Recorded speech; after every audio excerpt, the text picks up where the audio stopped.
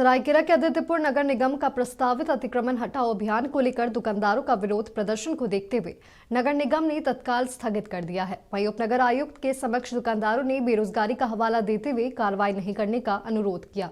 निगम की उपनगर आयुक्त पारुल सिंह के समक्ष दुकानदारों ने बेरोजगारी की दुहाई देकर अतिक्रमण हटाओ अभियान रोके जाने का अनुरोध किया है। इसके बाद अतिक्रमण अभियान को स्थगित कर दिया गया। वहीं कहा कि सड़क जाम होने से स्थिति में दोबारा अभियान चलाया जाएगा।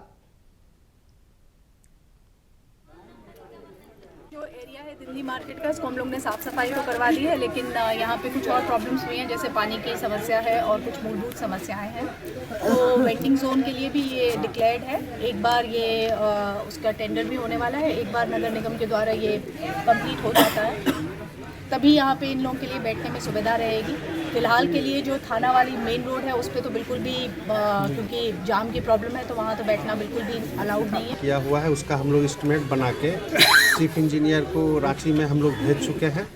एक हफ्ता या 10 दिन के अंदर वो एस्टीमेट पर टेक्निकल सेंक्शन होके आ जाएगा। उसके बाद हम लोग जो है